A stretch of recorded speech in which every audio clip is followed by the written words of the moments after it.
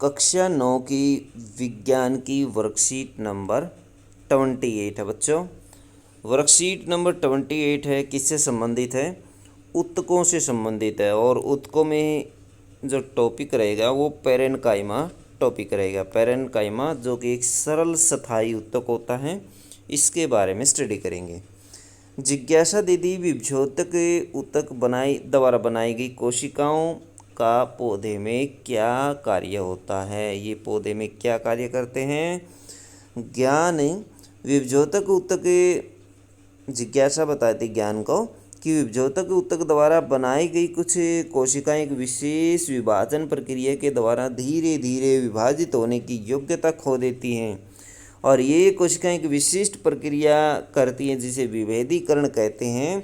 इस प्रक्रिया के द्वारा स्थायी ऊतक का निर्माण करती हैं। किसका निर्माण करती हैं? स्थायी ऊतक का निर्माण करती हैं।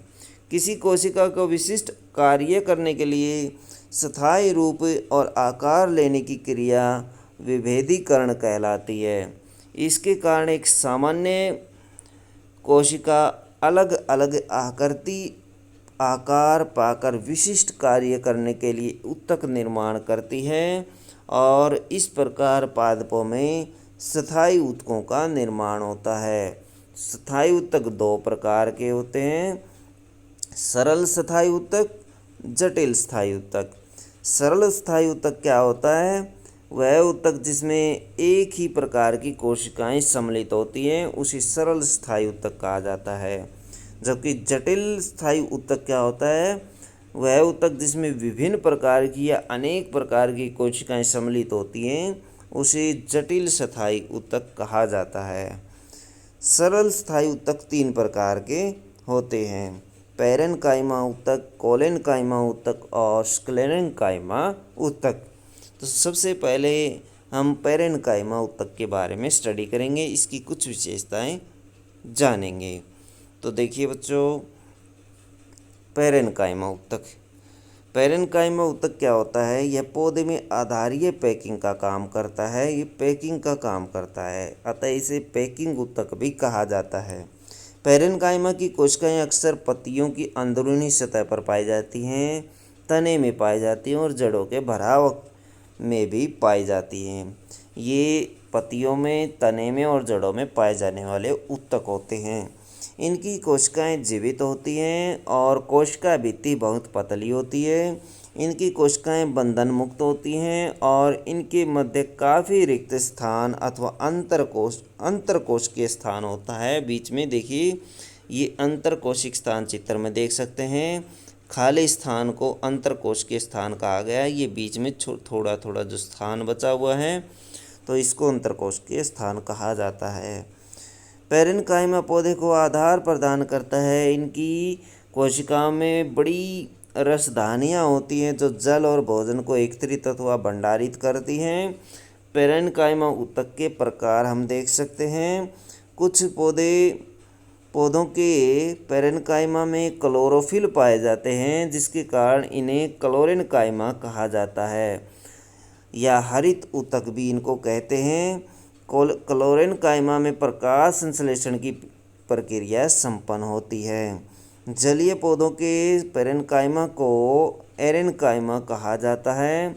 इनकी कोशिकाओं के बीच हवा की बड़ी गुहिकाएँ होती हैं, जिससे जलीय पौधे हल्के और जल पर ये तैर सकते हैं। इससे क्या करते हैं? जलीय पौधे हल्के होते हैं और आसानी से पानी पर तैर सकते हैं, क्योंकि इनमें हवा भरी होती है।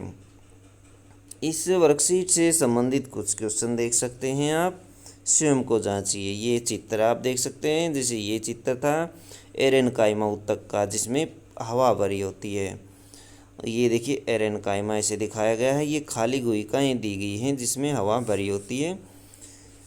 पहला क्वेश्चन हम करेंगे, पादपों में स्थायी ऊतक कितने प्रकार के होते हैं? उनके नाम लिखिए। स्थायी ऊतक तीन प्रकार के होते हैं, हमने स्टडी किए थे।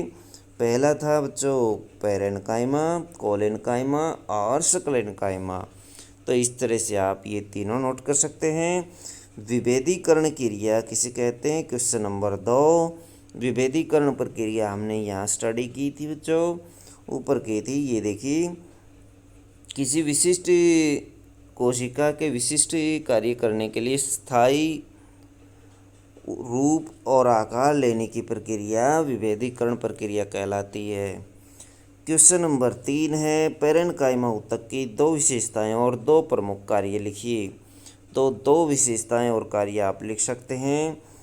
दो कार्य देखिए, इनकी कोशिकाएं जीवित होती हैं, जो कोशिका भित्ति बहुत पतली होती है, तो ये लिख सकते हैं।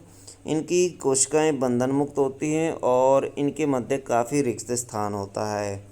पैरेन्काइमा पौधे को, ये तो दो थी बच्चों, ये इनकी विशेषताएं थी दोनों। कार्य लिख सकते हैं, पैरेन्काइमा पौधे को आधार प्रदान करता है। इनकी कोशिका में बड़ी रसदानियाँ होती हैं जो भोजल और भोजन को एकत्रित अथवा भंडारण करने में सहायता करती हैं। एक कार्य क्या है, ये पौधे को आधार प्रदान करता है, दूसरा भोजन को भंडारण करने में सहायता करता है। तो ये इसके कार्य लिख सकते हैं आप दो। उसके बाद क्वेश्चन नंबर 4 देखिए, पौधे में पैरेन्काइमा ऊतक कहाँ पाए जाते हैं, इन्हें पैकिंग ऊतक क्यों कहा जाता है। तो बच्चों ये कहाँ पाए जाते हैं, सबसे पहले आप लिखेंगे ये पत्तियों के अंदरूनी सतह पर, तने पर, जड़ों के भराव क्षेत्रों में पाए जाते हैं। पैकिंग ऊतक क्यों कहा जाता है, क्योंकि ये पौधे में आधारीय पैकिंग का काम करते हैं, इसलिए पैकिंग ऊतक इनको कहा जाता है। बाद में आप ये लाइन लिखेंगे, पहले ये वाली लाइन लिखेंगे नीचे वाली। तो बच्चों ये थी आपकी साइंस की वर्कशीट। वीडियो अच्छा लगे तो लाइक करें, हमारे चैनल को सब्सक्राइब करें।